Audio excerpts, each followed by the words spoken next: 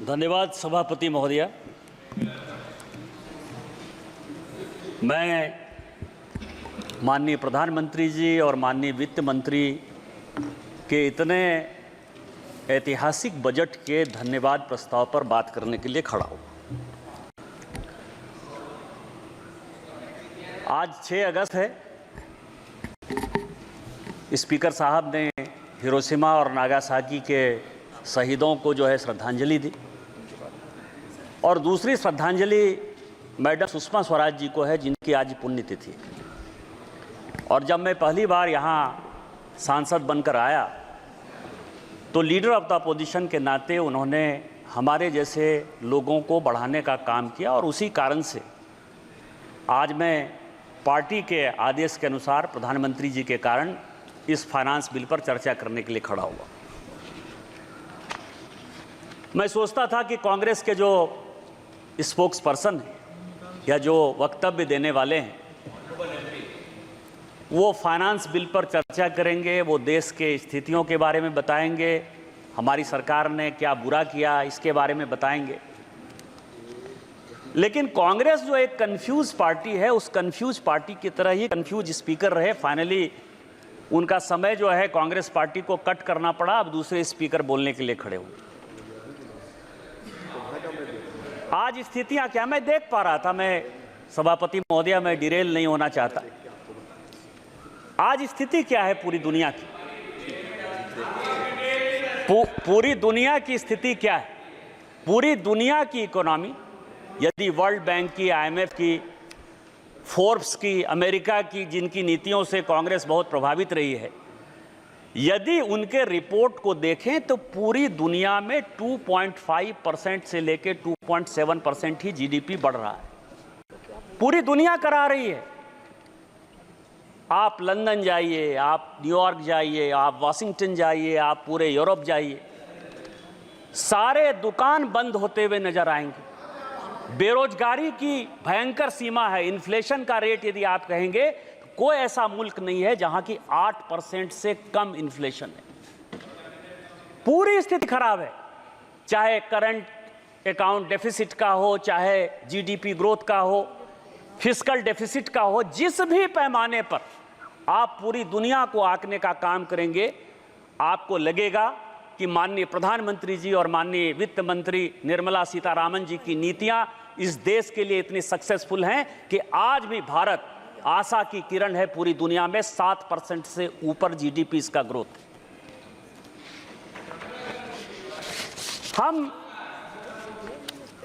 हम धर्म को मानने वाले लोग हैं। सभापति महोदया, जावेद साहब बोल रहे हैं, और जो धर्म कहता है उसी के आधार पर हम चलते हैं।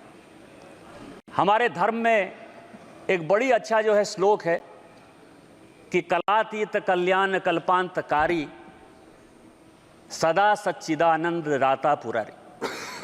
भगवान जो है वो सभी कालों में, सभी भगवान में, सभी गरीबों में एक ऐसी ऊर्जा का संचरण करते हैं जिसके कारण कि दुनिया में गरीब कैसे खत्म होंगे, भारत में गरीब कैसे खत्म होंगे, उनको अमीर कैसे बनाया जाएगा, इसी पॉलिसी के आधार पर भारत सरकार चलती है। इसी पॉलिसी के आधार पर माननीय मोदी जी के नेतृत्व में हमारी सरकार चल रही है।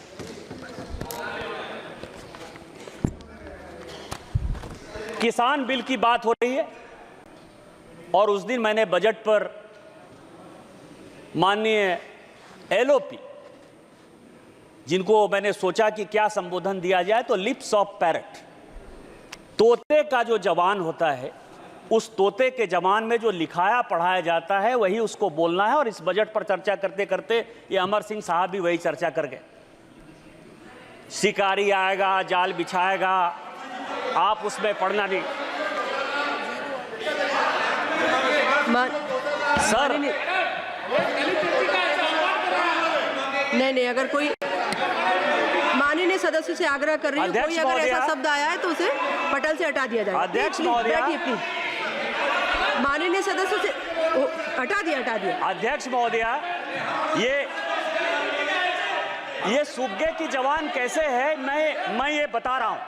आज जो है, प्लीज बैठिए प्लीज। हम क्या कर रहे हैं? हम भारत के लोगों को आत्मनिर्भर बनाने के लिए, विकसित भारत बनाने के लिए विकसित प्लीज भारत बैठिए बनाने माननीय के सदस्य। लिए और आप भी सुनिए, कोई भी सदस्य जब बोल रहा हो तो प्लीज बैठे बैठे कमेंट्स भी मत करिए, प्लीज बोलिए। वो जो भी शब्द आया है पटल में नहीं आएगा।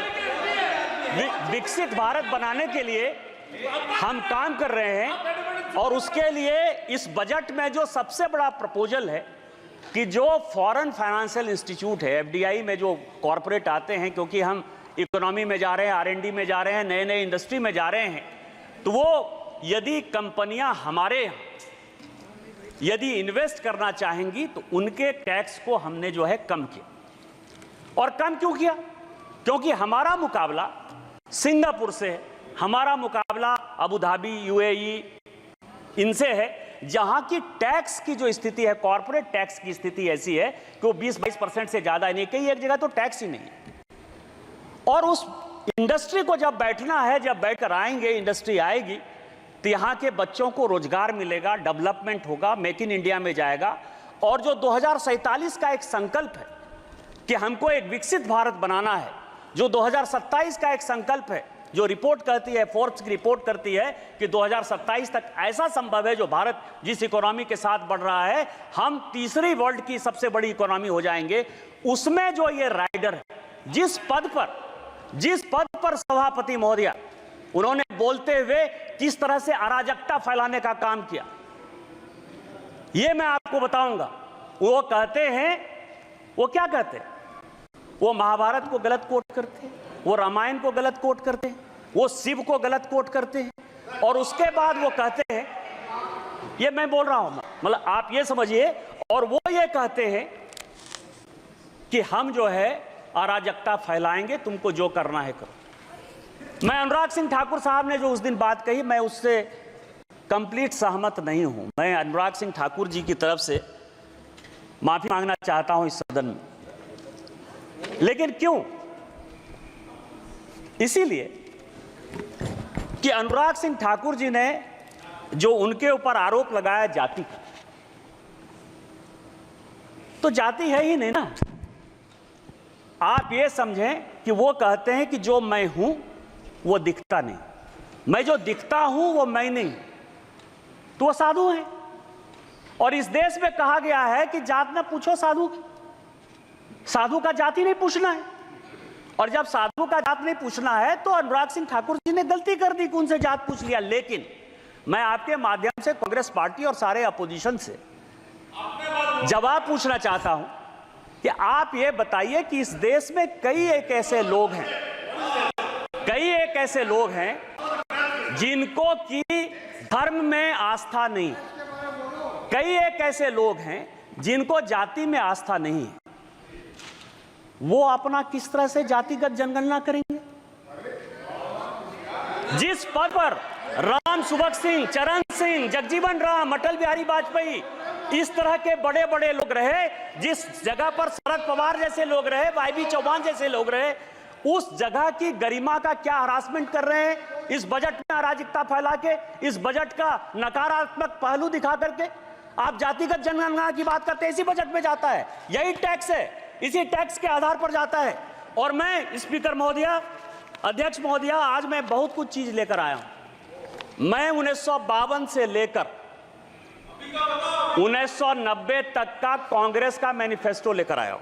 आप यदि कहेंगे तो मैं लेकर दूंगा 1952, क्योंकि उस दिन जो वित्त मंत्री जी ने कहा कि नेहरू ने यह कह दिया, राजीव गांधी ने आलोक मेहता को यह इंटरव्यू दे दिया, तो ये तो इंडिविजुअल कह सकते हैं कि राजीव गांधी का वो अलग से विषय था, राजीव गांधी का पार्टी से कोई लेना देना नहीं था, या नेहरू जी का पार्टी से लेना देना नहीं था।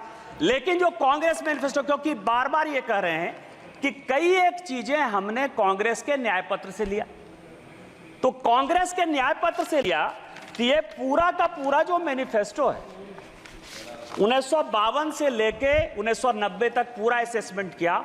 इसमें आपको आश्चर्य होगा सभापति महोदय कि पूरे के पूरे मैनिफेस्टो में 52 में, 57 में, 62 में, 69 में, 71 में, 77 में, 80 में, 84 में, 89 में और 91 में, ये सभी मैनिफेस्टो में इन्होंने कहा कि हम ओबीसी रिजर्वेशन के खिलाफ। आप ओबीसी की बात करते हो, मध्य प्रदेश में आज तक मध्य प्रदेश में आज तक कांग्रेस ने एक ओबीसी को चीफ मिनिस्टर नहीं बनाया। उत्तर प्रदेश में कांग्रेस ने आज तक ओबीसी को चीफ मिनिस्टर नहीं बनाया। बिहार में दरोगा राय जी को छोड़कर किसी एक को ओबीसी चीफ मिनिस्टर नहीं बनाया। और जब जब ओबीसी की बात आई, यदि दरोगा राय ने रिजर्वेशन दिया तो उसको आपने अलग किया। 77 में जब चरण सिंह रिजर्वेशन देना चाहते थे, आपने उसकी सरकार गिरा दी। आपने 89 में बीपी सिंह की सरकार गिरा के चंद्रशेखर का आपने सरकार बना दिया। और जब गुजराल साहब ओबीसी जनगणना कराना चाहते थे तो आपने 97 में उसकी सरकार करा दी। आप प्रधानमंत्री के दिए हुए पर खेल रहे हो। आज इस देश का प्रधानमंत्री पिछड़ा है, चाय वाला है, बैकवर्ड है। और यदि वो ओबीसी सुरक्षा की बात करता है और जिस दिन वो एक बार ओबीसी सरकार की बात करता है तो आप ओबीसी करते हो। इसीलिए कांग्रेस का कोई मुंह नहीं है ओबीसी के बारे में। और प्रधानमंत्री जी ने जो एजेंडा सेट किया, कृष्ण की तरह चारों तरफ आप बिलबिला रहे हो और सारी ऑपोजिशन की पॉलिटिकल पार्टी कौरव की तरह प्रधानमंत्री के एजेंडे पर ओबीसी चिल्ला रही है। और ओबीसी का कोई कल्याण यदि होगा, यदि आप में ताकत है तो 2011 में ओबीसी रिजर्वेशन जो कराया वो क्यों नहीं इंप्लीमेंट हो पाया? यदि आप में ताकत है तो कर्नाटक में आपकी सरकार है, पिछले 2 साल से सरकार है, वहां सोशियो इकोनॉमिक रिजर्वेशन हो गया है, उसको क्यों इंप्लीमेंट करवाया? इसलिए नहीं करवाया कि इस्लाम और क्रिश्चियनिटी 2 ऐसे धर्म हैं जो जाति की बात नहीं करते हैं और उसमें 86 जाति क्रिश्चियन की और 56 जाति मुसलमान की। उसको ओबीसी बैक दरवाजे से, पीछे के दरवाजे से आप मुसलमान और क्रिश्चियन को रिजर्वेशन देना चाहते हो ओबीसी में, इसीलिए आपकी हैसियत नहीं है और इसीलिए आप जातिगत जनगणना की बात करते हो। यदि हिम्मत है कांग्रेस को, राहुल गांधी को, तो कर्नाटक में वो ओबीसी रिजर्वेशन करके दिखाए तो मैं मानूं कि इस हाउस में जो आप बात करते हो उस हाउस की बात करते हो।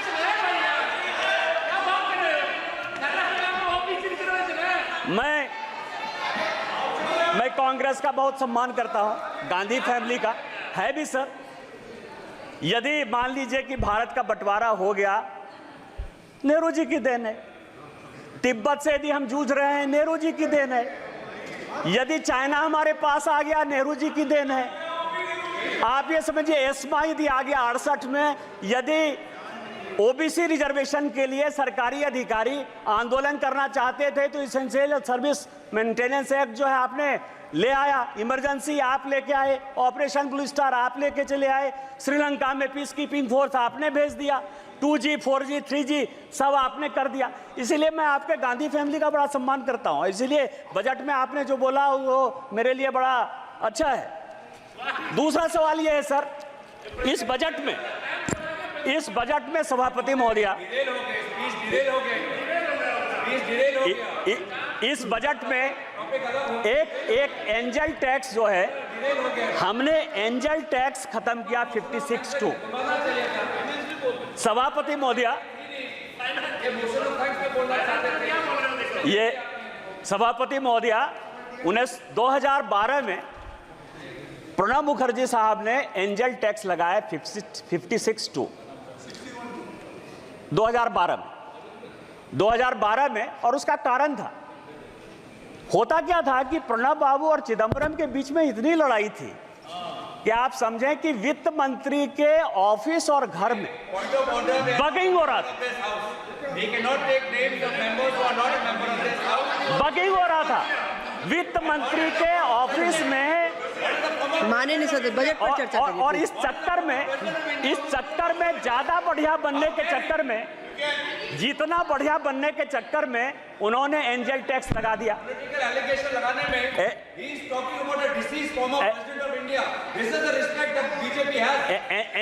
एंजल टैक्स लगा दिया। एंजल टैक्स क्या है?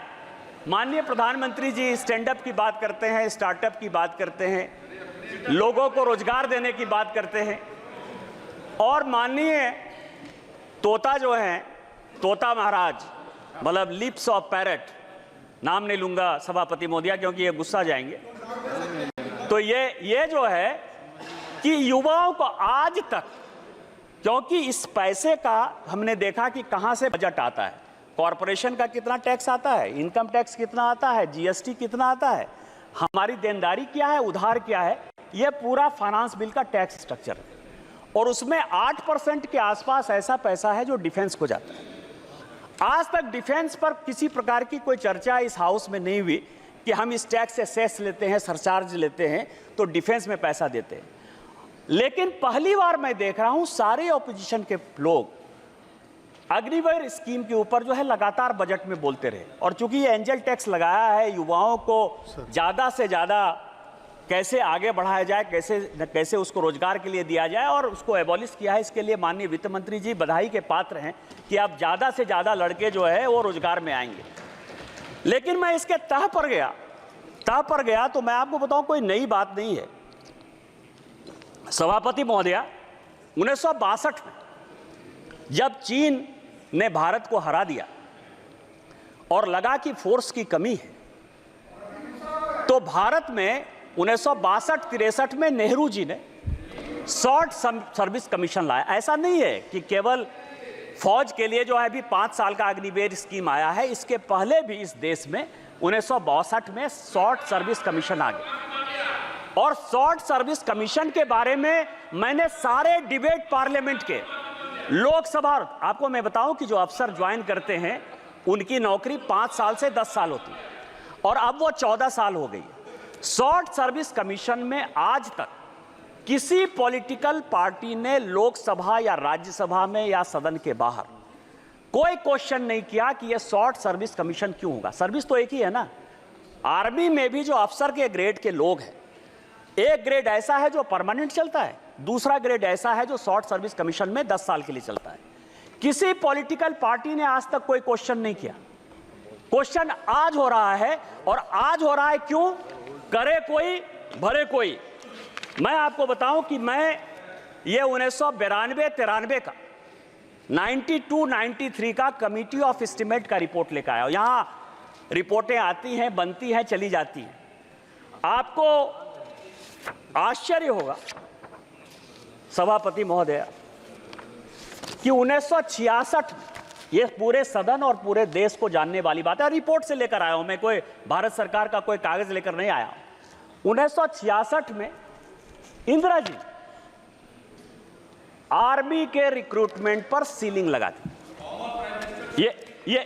ये सबके समय, और ये डिपोजिशन में सेक्रेटरी डिफेंस ने कमिटी ऑफ एस्टीमेट को हेड कांग्रेस पार्टी के मनोरंजन भक्त कर रहे थे, मैं नहीं कर रहा था। 66 में सीलिंग लग गई। सीलिंग लगने के बाद आप पूरे दुनिया को बताते हो कि हमारे यहां इतनी ही आर्मी रहेगी, इतनी ही नेवी रहेगी, इतनी ही एयरफोर्स रहेगी। आप सीलिंग लगा दो और आप हमको कहो कि अब इसका रिक्रूटमेंट कैसे होगा, आप यदि फोर्स को बढ़ाना चाहोगे। दूसरा, इस सीलिंग के बाद उसी कमेटी की रिपोर्ट है 1975 में और 1989 में, 2 रिपोर्ट, 2 कमेटी इन्होंने और बनाई कि आर्मी को यंग कैसे रखा जाए। और मैं आपको बताऊं, छोटा सा उदाहरण यह है कि शॉर्ट सर्विस कमीशन भी जब बनाया गया था, उस शॉर्ट सर्विस कमीशन में भी पूरे यूपीएससी में, राज्य में, सभी जगह रिजर्वेशन दिया गया था।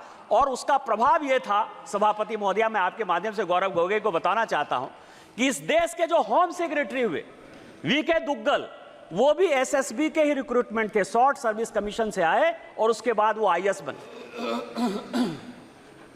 आज अग्निवीर पर 75 में कमेटी बनी, 89 में कमेटी बनी, और इन्होंने मैन पावर के लिए एक्सपर्ट कमेटी बनाने के बाद यह कहा कि आपको 5 साल और 7 साल के लिए, 1975 की बात है, ध्यान रखिएगा सभापति महोदया, 1975 से लेके आज तक 2019-20 तक लगभग 40 साल 45 साल तक जो रिपोर्ट है वो गड्ढे में रही, खाते में रही, मैन पावर की कमी रही, ना आर्मी में आदमी रहा, ना नेवी में आदमी रहा, ना रिक्रूटमेंट सबको अच्छा हुआ।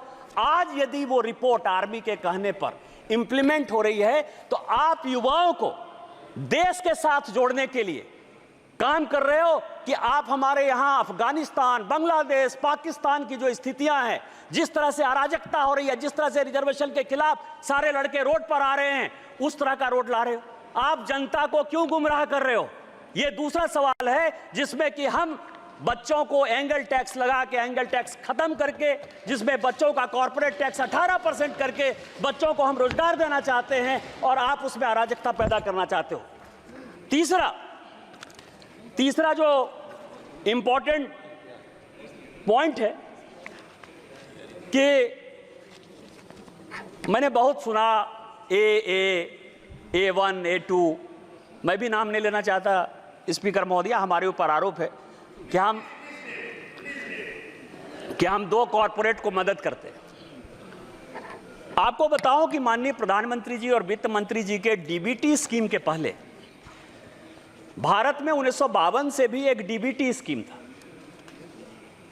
लाइसेंस परमिट कोटा राज का डीबीटी स्कीम था। डी से डालमिया, बी से बिरला, टी से टाटा, यही तीन ऐसे लोग थे, उसमें बजाज को भी जोड़ लीजिए, चौथा डीबीबीटी यदि करना हो तो। जूता सिलाई से चंडी पाठ तक इन्हीं लोगों को करना था। कार वो बनाएंगे, अखबार वो चलाएंगे, सीमेंट वो चलाएंगे, स्टील वो चलाएंगे। हमारी जब सरकार आई वो तो ट्रांसपेरेंसी से काम कर रही है।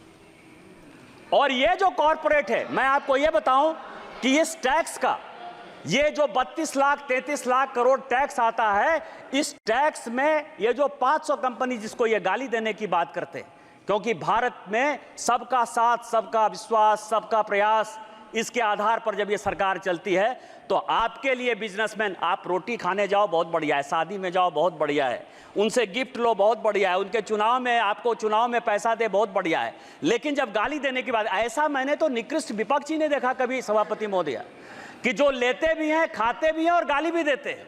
हमारे लिए तो जैसे आम गरीब इंपॉर्टेंट है, वैसा ही दूसरा अमीर भी इंपॉर्टेंट है। और इसमें यदि आप देखें तो ये जो दो कंपनियां हैं, ये दो कंपनियां लगभग 3 लाख करोड़ जो है। रूल्स किस रूल्स के तहत? Rule number mike Ma'am, rule number 356. Madam Speaker, you once reminded the member about speaking about the finance bill. 356 says that the Speaker, after having called the attention of the House to conduct of a member who persists in irrelevance or injurious repetition, either in one's own arguments or of the arguments used by other members in debate, may direct that the member to discontinue the speech. Honorable Chair once reminded the respected member about this. Sir, kindly in vote.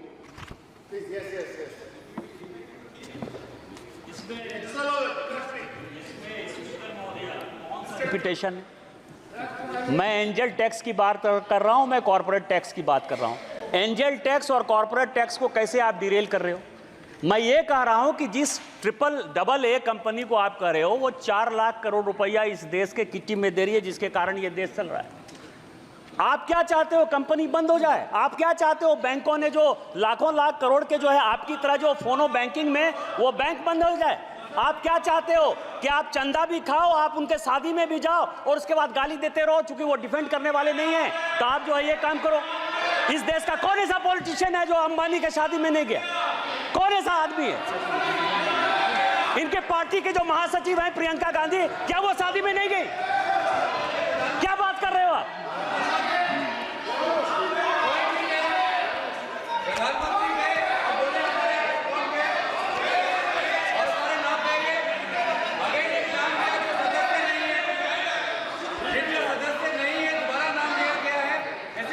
आप महासचिव कहिए sir, आप कहिए कि तोते की बहन जो है शादी में गई, इतना मान लीजिए सर।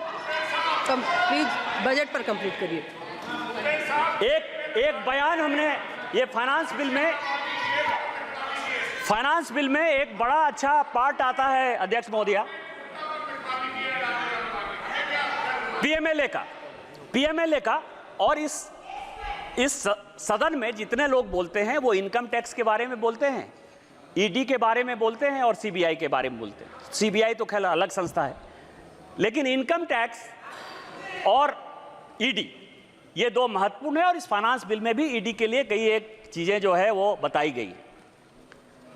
अब आप ये बताइए सर महोदया कि 1988 में मैं जब तोते की लिप सर्विस की बात करता हूं तो बड़ा गुस्सा आता है, तोता तोता कहते हैं।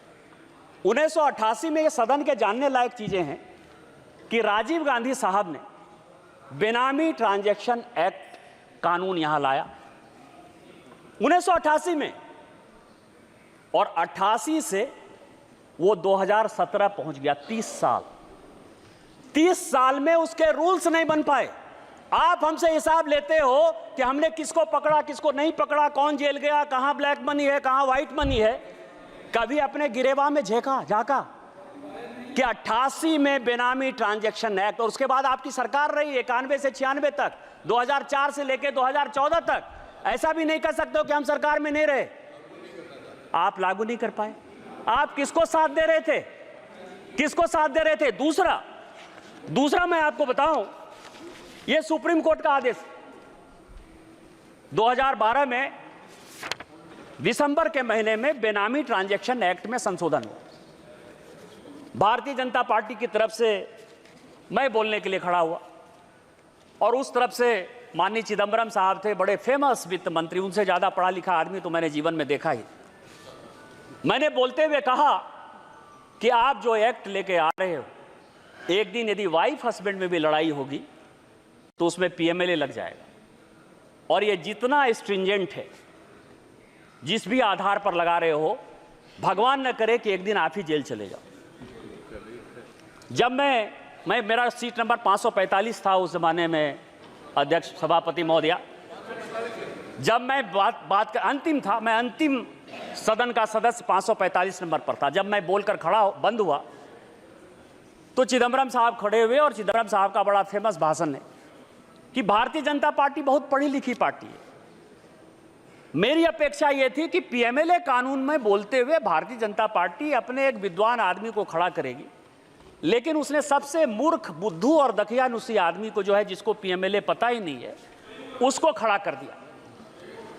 यह सुप्रीम कोर्ट का यह आदेश, और सुप्रीम कोर्ट के आदेश में एफएटीएफ में जो चिदंबरम साहब का 2012 का दिसंबर का स्टेटमेंट है, उसी को कोट करते हुए यह रिपोर्ट आया है।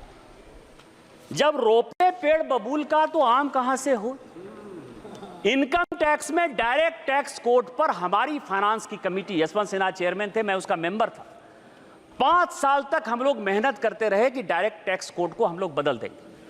पीएमएलए में आप स्ट्रिंजेंट कानून लेके आ गए, तो जब लेकर आ गए बिना किसी एक पैसा को खर्च करते हुए, यदि कांग्रेस पार्टी ने आपको 90 करोड़ रुपया दे दिया और आपने जो है यंग इंडिया खरीद लिया, नेशनल हेराल्ड खरीद लिया, 750 करोड़ की संपत्ति बिना किसी पैसे के आपको मिल गई, तो क्या राहुल साहब जो चिदंबरम साहब का कानून है उसमें आप जेल नहीं जाओगे?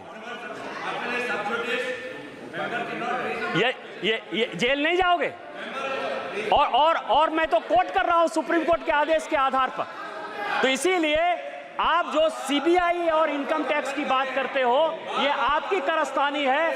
हमारी सरकार माननीय निर्मला सीतारामन जी के ऊपर केवल वो उसको इंप्लीमेंट करती है। हमने अपने एजेंसी को केवल फ्री छूट दे रखा है। जो भी भ्रष्टाचारी है वो जेल जाएगा, वो किसी कीमत पर नहीं छूटे। माननीय सदस्य कंप्लीट करिए प्लीज।